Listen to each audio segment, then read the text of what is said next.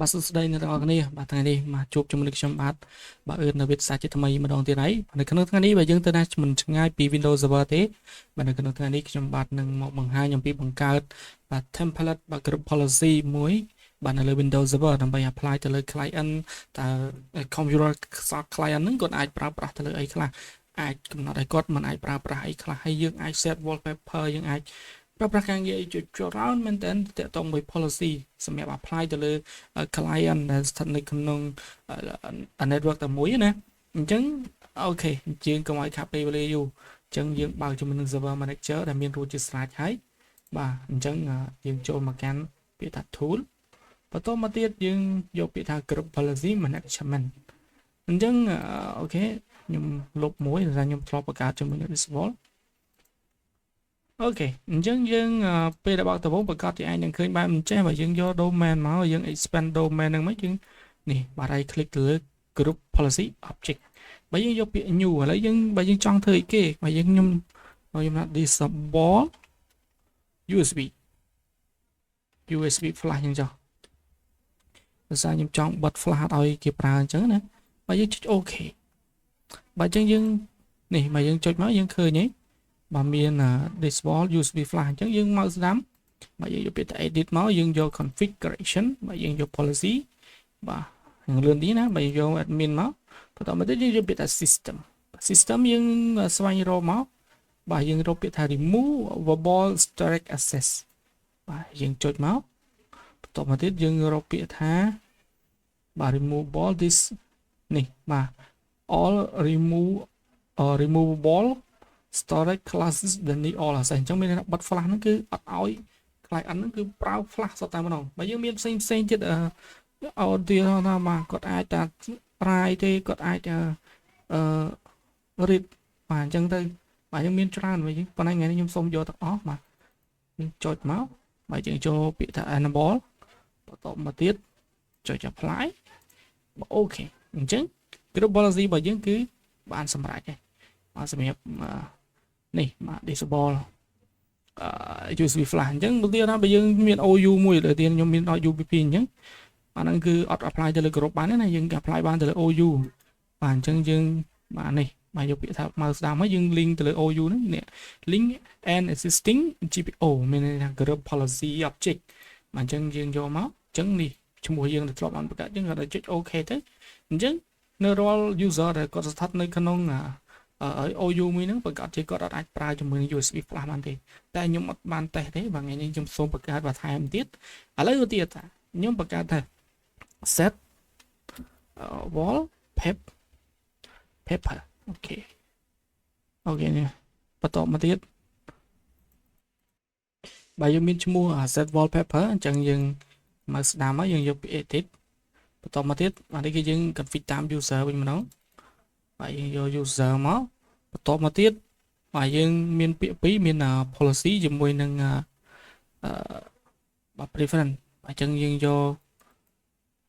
policy បាទ admin នេះមកបន្តមកទៀតយើងយកពាក្យថា desktop ហើយយើងយកពាក្យថា desktop បន្តទៀតមកនេះបើយើងមានពាក្យថាមានពាក្យប្រមាណនេះមកមានenable active desktop មាន disable active desktop មានអីមានច្រើនហ្នឹងឯងបន្តមកទៀតដើម្បីយើងអាច apply បានបើយើងបាទនេះបើយើងយកពាក្យថា double click មកទៅលើបាទម្ដងទៀតបាទខ្ញុំសុំម្ដងទៀតបាទ desktop wallpaper ហើយយើងយកពាក្យថា enable យើងវាយជាមួយនឹង server name អញ្ចឹងខ្ញុំមាន wallpaper មួយយើងចូលមកកន្លែងនេះមកបាទយើងយកខ្ញុំចូលទៅកាន់ wallpaper របស់ខ្ញុំបាទនេះគឺ wallpaper របស់ខ្ញុំបាទខ្ញុំយកពាក្យថា property បាទយកពាក្យ sharing បាទ advanced បាទ sharing ហើយយកពាក្យថា share folder បាទនេះគឺ wallpaper ហើយបាទយើង permission នេះបាទគឺដាក់តា read មកបានហើយបើយើងបាទកុំដាក់ច្រើនពេកបាទ everyone ទៅបាទដាក់ read មកអូខេហើយចុច apply មក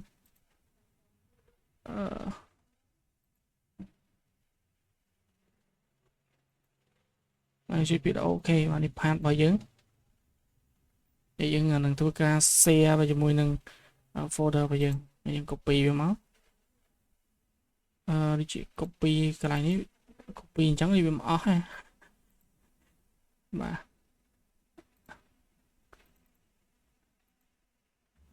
copy ចេះមកបាទវាដាក់ example ឲ្យយើងនេះបាទនេះនេះបាទវាដាក់ឲ្យទាំងឈ្មោះទាំងអីមកអញ្ចឹងបាទយើងដាក់មកអូនៅក្នុងនឹងដូចជាមានបាទខ្ញុំដាក់ messi.png បាទខ្ញុំមើលសិនបាទខ្លាចខុសបាទនេះគឺ messi.png ហ្នឹងហើយកន្លែងណា view extension បាទបាច់ទេបាទដឹងតែ png បានណាកន្លែងហ្នឹងបាទយើងចូលមកកាន់បាទកន្លែងនេះមកយើងវិញមកអូខេហើយយើង enable ប៉ុណ្ណឹងមកចុចវា apply តទៅទៀតយើងយកពាក្យថា next អញ្ចឹងរបស់យើងគឺរួចរាល់បាទ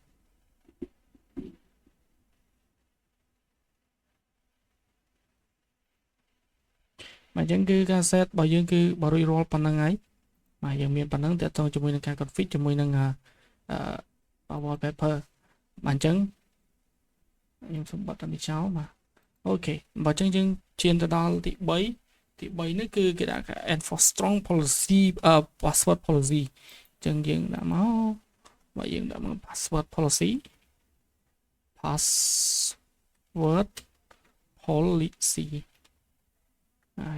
យើងដាក់មកយើងធ្វើដាក់អីដាក់នោះមកបាទយើងមកស្ដាំហើយយើងយកពាក្យ edit បន្តទៀតមកបាទយើងយក computer configuration បាទយើងយកបាទ policy យើងយកពាក្យថា window setting ហើយយើងយកពាក្យថា security setting បន្តមកទៀតបាទយើងយកពាក្យថា account policy បាទនេះគឺ account policy ហើយយើងយក password policy បាទយើងជ្រើបន្តិចហើយបាទកន្លែងនេះបាទអញ្ចឹងយើងបាទយើងចង់ដាក់បែបម៉េចឥឡូវទីថាខ្ញុំចង់ដាក់ enforce password history នេះបន្តមកទៀតបាទយើងដាក់មើលបាទ explain វាបាទមាននិយាយប្រាប់អីបាទ policy ហ្នឹងបាទហ្នឹងខ្ញុំ thích មកអានេះយើងដាក់ password remember ទៀតខ្ញុំដាក់5អីទៅបាទទៀត5អញ្ចឹងបាទខ្ញុំចុច apply ហើយបាទអូខេមកបន្តមកទៀតយើងចង់ដាក់អីគេទៀតបាទ maximum អាយុអីប៉ុណ្ណឹងបាទតែខ្ញុំសុំដាក់ប៉ុណ្ណឹងខ្ញុំសុំតាតិចបានហើយបាទអូខេបាទអញ្ចឹងយើងមកស្ដាប់មកទៀតបាទយើងធ្វើអីក៏បាទធ្វើអីបន្តទៀតអញ្ចឹងខ្ញុំធ្វើទៀតថា account logout policy យកទៀតណាaccount អូខេ account block out បាទ policy អូខេបាទយើងយកអូខេមកបាទយើង edit មកបន្តទៀតបាទយើងនិយាយទៅគឺត្រាំស្រៀងគ្នាទេបាទយើងយក configuration មកបាទយើងយក policy យើងយក windows setting បន្តមកទៀតយើងយកពាក្យថាបាទ windows setting ហើយបាទ security setting ដែរទេបាទយើងស្រៀងឲ្យមិញណាទេបន្តមកទៀតកន្លែងនេះគឺយើងយក account logout policy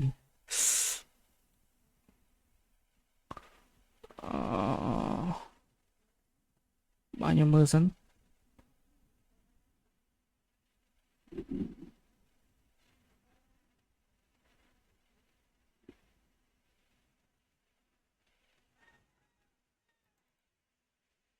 បាទនេះបាទយើងយក account logout policy បន្តមកទៀតបាទយើងចង់ដាក់បែបម៉េចបាទយើងទៀតថា account logout duration អីចឹងទៅបាទយើង logout ទៅទៀតថាគាត់អត់ប្រើ30នាទីចឹងទៅឲ្យវា logout auto បាទយ៉ាងឧទាហរណ៍ចឹងណា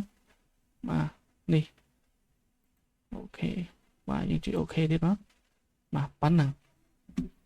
បន្ទាប់មកទៀតបាទយើងបាទចូលទៅកាន់ policy មួយទៀត policy ទី5ហើយបាទថ្ងៃនេះបើកើតរៀងច្រើនបាទយើង disable control panel និង setting អញ្ចឹងយើងអត់ឲ្យគាត់បើក control panel បានណា បាទឈ្មោះមកបាទ setting មិនមែនថាអត់ឲ្យបើកបានទេគាត់ណាគាត់ប្រើប្រាស់អត់បាន full option របស់គាត់ហ្នឹងយើងបិទខ្លះមួយចំនួននៅក្នុងហ្នឹងណាបាត់ហើយបាទចង់បាត់ឈ្មោះបាទយើងយក edit មកបន្តមកទៀតយើងយក user បាទយើងយក policy បាទមិន template បន្តមកទៀតបាទយើងយកពាក្យ control panel នេះមកនេះគេនៅលើគេបាទ control panel បន្តមកទៀតយើងយកពាក្យថាមកជប់ខ្ញុំដាក់រកសិននេះបាទ Probit access to control panel and PC setting បាទនេះបើយើង double click លើវាមកបន្តមកទៀតយើងដាក់បាទ enable បើងាយងាយបាទយើងចុចដាក់ enable មកបាទយើងចុចបាទ apply អូខេបាទយើងបានមកគ្រប់ policy បានមួយទៀតបាទខ្ញុំកៀងអ្នកនរគ្នាអធិស្ឋានផងណាបាទមកចង់ទៅនេះថតហ្នឹង blue screen ក៏មិនដឹងដែរអធិស្ឋានផងបាទឥឡូវយើងចង់បង្កើតមួយទៀតបាទចូលទី6ណាបាទយើងយកពាក្យយើងបង្កើត full sim ទៀតដាក់ disable comment prompt បាទ disable តាំងពី comment prompt ទៀតបាទយើងចេះតែបង្កើតទៅបាទដល់ពេលយើងចង់ពេលយើងចង់ apply ទៅបាទយើងចាំបាទយើងដាក់ឲ្យបាទ prompt ស្អីខុសណាបាទ pt បាទមិន t ទេ pt plus t p1 បាទយើងយក OK មក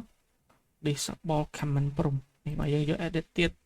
បន្តមកទៀតបាទយើងយក user configuration បាទយើងយក policy បន្តមកទៀតយើងយក admin ហើយយើងយក system ហ្នឹងហើយអូខេបាទយើងយកពាក្យថា prevent to access the comment prompt prevent to access the comment prompt បាទយើងយកបាទយើងដាក់រកអក្សរ p មកនេះប្រហែលនេះចំ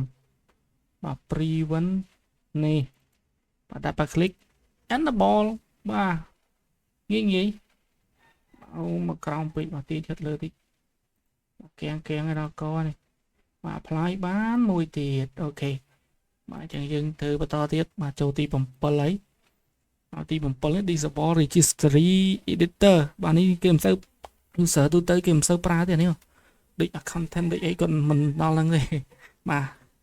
អាចនឹង apply ទៅលើ hacker បាទខាង security អញ្ចឹងណាកុំឲ្យគាត់ប្រើលើសដែនកំណត់ពេក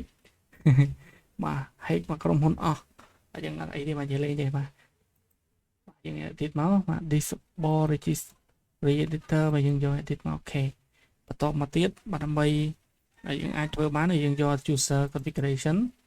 បាទយើងយកពាក្យថា policy បាទនៅក្នុង policy ហ្នឹងយើងយកពាក្យថា template នេះមកបន្ទាប់មកទៀតយើងយកពាក្យថា system បាទ system ហើយយើងយកនេះពាក្យដែលយើងរកឃើញមិញនេះ enable មកហើយបានមួយ policy ទៀតអូខេបាទអញ្ចឹងយើងបង្កើតមួយទៀតមកបាទថ្ងៃនេះបង្កើតបាន20ហ្មងបាទ disable Windows Store បាទ disable Windows Store បាទការងារទាំងអស់ហ្នឹងទាំងអស់គ្នាអាច research បន្ថែមបានតែខ្ញុំមិនអាចបញ្យល់មួយទេថ្ងៃនេះគឺខ្ញុំគាត់ចង់ឲ្យអ្នកនរគ្នាបាទដឹងពីការបង្កើតបាទគ្រប់ policy ទេអូខេបាទអញ្ចឹងយើង edit ហើយបាទយើងយកពាក្យ computer configuration បាទយើងយក policy បន្តមកទៀតយើងយក admin template បាទយើងយក window component បន្តមកទៀតយើងរកពាក្យថា store មកបាទដាក់រក store មកឃើញបាទនៅ block អក្សរ S បាទនេះបាទយើងរកឃើញពាក្យថា store ហើយបាទយើងរកពាក្យថា turn off the store application turn off the store នេះបាទយើង enable វាមកយើងបើកវាដល់ប៉ុណ្ណឹងមកហើយបាទអូកៀងកៀងហើយចង់ទៅស្រុកឲ្យកុំព្យូទ័របាទអញ្ចឹងបានមួយទៀតណាបាទអញ្ចឹងយើងបាទមួយទៀតមកបាទដើម្បីយើងអាចបង្កើតបានថែមទៀតថាទី9នេះយើង disable run ឡើង run នេះបាទនេះយើងបិទអាហ្នឹងចោលកុំឲ្យខ្លាយកុំឲ្យកុំព្យូទ័រក្រៅអាហ្នឹងគាត់ប្រើបាន disable run command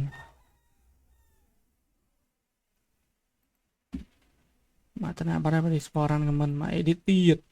បាទអញ្ចឹង edit នេះគឺយើងយកទៅលើបាទ user configuration បើយើងយក policy បន្ទាប់មកទៀតយើងយក admin template បើយើងយក start menu and taskbar នេះមកបន្ទាប់មកទៀតយើងរកពី remove run menu នឹងមកបាទ remove run menu អូយយ៉ាកៀងបាទ remove run menu remove run menu ទៅណាទៅអូច្រើនណាស់នេះបាទយើងចុច double click enable apply មួយ clip មកអូខេជាការស្រេចបន្តមកទៀតយើងធ្វើបាទទី10ហ្នឹងអាចនឹងបានប្រហែលនេះបាទកុំព្យូទ័រខ្ញុំមើលទៅដូចចង់ទៅហើយបាទខ្ញុំធ្វើតិចតួចទេបាទ disable task manager disable task manager អូខេ task manager យើងឲ្យមើលបានណាអានេះយើងចេះបង្កើតទៅការពិតទៅគេមិនបတ်ទេអាហ្នឹង performance កុំព្យូទ័រអត់ឲ្យអ្នកប្រើប្រាស់មើលកុំព្យូទ័រគាំងទៅមិនដឹងបាទយើងយក user មកបាទយើងយក policy បន្ទាប់មកទៀតយើងយក admin template បន្ទាប់មកទៀតយើងយក system បាទ system ហើយបាទយើងនេះឃើញនៅលើគេបណ្ដោយនេះបាទ remove task manager មកនេះយើង remove change password remove lock computer lock off អីគឺមានអស់ណាខ្ញុំសុំយក task manager អូយគាំងបាទអញ្ចឹងបាទរួចរាល់បាទអញ្ចឹងថ្ងៃនេះគឺខ្ញុំបង្កើតឲ្យទាំងអស់គ្នាបាន10ហើយថ្ងៃនេះសុំតែ10ទេថាកុំព្យូទ័រខ្ញុំវាធ្វើទុកខ្លាំងហើយអញ្ចឹងសុំបង្ហាញដល់អ្នកគ្នាតែ10ហ្នឹងទេហើយបើសិនជាអ្នកទាំងអស់គ្នាមិនទាំងអស់អាចខមមិននៅខាងក្រោមបានបាទអរគុណច្រើនមែនទែនយើងនឹងជួបគ្នានៅក្នុងវីដេអូបន្តទៀតផងដែរ